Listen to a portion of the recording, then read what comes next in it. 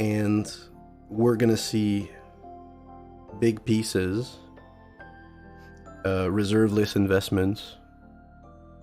We're also going to see a lot of newer cards investment. We're gonna see some fetches, for example,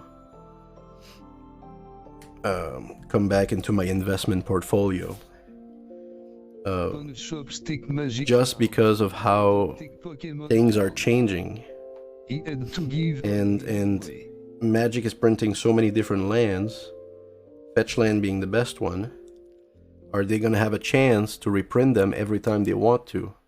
This isn't 2012, 2013, 2015 anymore, or 2017, where you only had fetch lands as chase lands. Now we have all kinds of lands. These new triomes, they have to reprint them. They're already 15 bucks each. Shock lands are coming up also. They're great lands. They're gonna reprint them. We have new type of dual flip lands. These I think should be able to do well.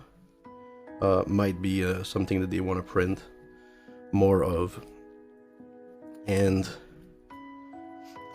Magic is now making so many other cards. You know, when you think about tutors, if you look at the tutors, you go on Scryfall and search for tutor, probably a third of the tutors have now just been created in the past 5 years. So they're willing to create new cards that will have value like this. They're not afraid to do that without necessarily reprinting. So what do we have here? We are having that the best cards, the competitive cards, are not being reprinted. Other cards are being printed, and they're seeing play. When you take a look at the counter spells, we had Force of Will, we had Pact of Negation. I think they're here somewhere. Right, we had Force of Will back in 20, you know, Pact of Negation, Force of Will. And now we have Force of Negation. And what's the other one? Force of Negation, I think.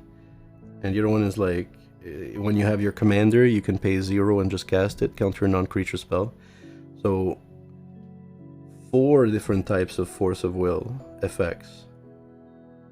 And these guys' prices still go up, and these prices don't go down. They've reprinted Pact of Negation another time. It's 20 bucks, going back to 40 probably. And Force of Will itself, haven't been reprinted since 2016, still looking at 110, you know.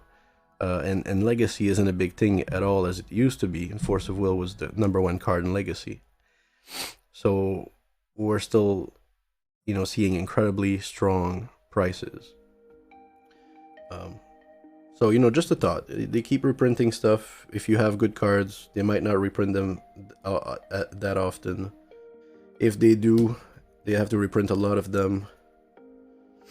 And are they really going to keep printing us, you know, 4 or 5 rares per pack to really drive the price down? I don't know. You know, I don't know. But I'm willing to pay some amount of cash for cards that have a good risk assessment, you know, and we're gonna talk about that. What does that mean, you know? Let's dive into that. So this was the Joyra Egg Storm. Here we have some dragons. Again, just a little bit of luck. I mean, this dragon itself is now 60 bucks. Here we have some triomes, bunch of dragons. You can see it's very Timmy, you know, very fun, but still has some pretty decent cards. Elemental Bond, Herald's Horn, Soul Ring, of course, Ramos, of course, Lightning Greave. That's a good card, isn't it? Kind of card that's not reprinted too often, but is good. You know, we got those triomes, Nature's Lore, of course. That's just half the deck. You know, but cards like Triomes, for example, right now they're going for... The regular versions are... So yeah, just a bit of luck. I mean, the Dragon being worth $60 US, kind of surprising. Wasn't expecting it. Didn't buy it for that. But it's a good card. They're not reprinting it. Valixion. Pawn shops take magic cards. They don't take Pokemon cards. I had to give all mine away. Yeah, I mean, depending on who's buying, right? That's why I liked it in Montreal, because there's like 8 magic shops, you know what I mean? So I went to one side of the street, there was one, and then I went to the other side of the street, and they gave me more, so I sold them my cards. You know, and you sell them for like half price, because they have to make money. But that's okay, that's normal, that's part of the game. It's either that, or you sell them on eBay, which I did. I sold some cards on eBay, made a fucking killing, you know. Here's $1,000 or some. Bought a computer, or some of it, used to buy a computer. So I mean, it's all a matter of, is that something you want to do, right? Do you want to buy these 3 Triomes, you know, and hold on to them, and then maybe sell them when they're $40, $50, you know, and be willing to play with the other regular ones instead, or the little tri-lands that are like 50 cents each instead, you know, and be happy with making that kind of cash instead. So I mean, you've got to have a passion for it, in my opinion. And for me, it is a passion. Buying a Triumph when it's like $5, you know, full art, not foil. The foils were always $40. But, you know, when it was $7, $8, I should have bought way more, you know, but I was asleep. I was asleep back then. I wasn't doing any of that. I bought some that I needed, but not, you know, where I should have been. Right now I'm buying them at 12, 15 each. And I'd rather buy the full art one, because the full art one is maybe 12, 15, and the regular one is around 10, 12. So super small difference. And when we talk about risk management and risk assessment, you know, this is what we're talking about here. How low can it go? How high can it go, right? So for example, a Triome, it's a #1 land. It really is. For a 4-color deck, a 3-color deck possibly, but a 4-color deck, 5-color deck, these are the kind of lands you wanna have. You can fetch them. They are giving you 3 colors. I mean, this is no joke. For a 5-color deck, you need tri-lands. You know, if you're not playing with tri-lands, you're gonna have trouble with your mana if you're playing a 5-color deck. And you may notice that you can't play this, you can't play that, because you don't have the colors for it. And you're like, oh, I just need a black land. Oh, I just need red. Oh, I need some white. I need 2 white. That's because you don't have Triomes. Tri-lands. And just put your tri-lands. And you know, if you're playing a little more competitive, then you want the ability to go get that tri-land. Because, you know, if you say, okay, I want green, red, and blue, say, okay, green, red, blue, which one is it? Well, there's this guy right here. Right, he's gonna give you green, blue, and red. You can fetch it. It comes into play tap. And when you untap it, you can play all your spells. You're done. You're good. You know, turn 1. Oop-a-doo. Right, so, I mean, this is a spike move, right? Turn 1, Arid Mesa. Tap. Sacrifice. Go gets the Triome. Comes into play tap. Next. And you can play all your cards. You know, most likely. Or more than likely now, you're going to be able to to play your cards. So, I mean, the Triomes really are great cards. They're really good cards. And, you know, if you're playing 4 colors, 5 color deck. And they just came out with fetch lands again. In this last set. What was it called? Not Modern Masters, but Modern Horizon, I think.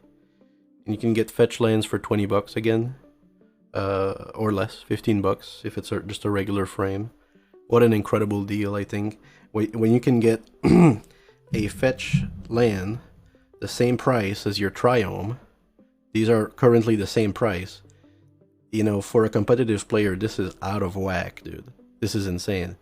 That this is so high and that this is so low. Okay. Fetch lands for competitive players have always been around 40 bucks, 60 bucks or more. And it's incredible. It's an incredible time. So I think these will go up and I think these will go up. And we're going to see that in the next videos. Because I bought a bunch of these. And I'm going to buy these. So I'm a buyer. I'm a bullish. Right, so again, take a Triome, for example. Regular frame. You're paying 12 bucks for it. 10, 12 bucks. How low can it go? Well, if they start reprinting the regular frame, it can go down to 5 bucks. 4 bucks. Maybe 3 bucks. I mean, a Triome, a Tri-land itself, right? A regular Tri-land that comes into play tapped that you can't fetch has been a buck or 2 or 3. So you're gonna print this in a standard set, you know, it's been. It's gonna see play in standard. It's a great card to play with standard turn 1. You know, you're not gonna have any problem with your colors. What is it gonna be? 4 bucks? 3 bucks maybe? Regular frame. What about this frame here? You know, have you seen another card? Here's another thing. Have you seen another full frame that has been reprinted? You know what I mean? Have you seen another full frame that has seen a reprint? I have not seen that yet. They always change the art. So, you know, if you like the art and you think it's a great looking land and it's the best looking land, you're gonna stay on top when people are ready to pay that premium. You know, it's not like foils, because foils were really rare. Like a foil brainstorm used to be a lot of cash. It was really rare. It was like 50 bucks. But then they came out with all these different brainstorm, which one is the nicest, etc. But brainstorm isn't played as much because it was played in Legacy. Legacy was huge. And not everybody see the value in Commander. Right, so a card like this, full art, you're paying 3 bucks more for it, right? But how low can it really go? $7? It's never gonna hit the other price. It's gonna stay up. So if it goes to 7, for example, instead, right, from 15 to 7 or something like that, you've paid 14, it went to 7. That's half price. You stand to lose half your investment. Whereas a regular frame for this card, if you paid 12 instead of 14, and it goes down to 4, that means you lost 2/3, right? 12 to 4, that's 2/3. So you've lost 2/3 of your investment. So initially from the start, a card like this at a good price is definitely better in terms of risk assessment, because now your risk for a regular frame is higher, and the risk for this is for the loss is lower. That's good. You stand to lose less. That's superb. And then how high can it go, right? Well, a Triome is only seen a print in Ikoria. So, you know, it can go from, what is it right now, 12 bucks? Why can't it go to 20? Why can't it go to 20? That's such an easy question. It can definitely go to 20. So if you bought it at 10 bucks, it goes to 20, you doubled your money. That's 100%. That's great. That's great news. What about this one here? You know, what happens to this one here, which is full frame, if the normal one goes to 20? If it doubles the price, can this go to 30? If you bought it at 15? Can this go to 30? Definitely, I think. You know, it's great looking. Can the foils one go to 100? I think. Honestly, I do. You know, in 5 years, if they're not reprinted and they're staples like the fucking fetch lands are, or the shock lands, you know, for somewhat competitive commander play, and more people get into competitive play, especially with more tutors, more spells that are fucking insane. They're coming out with crazy stuff in Neon Dynasty.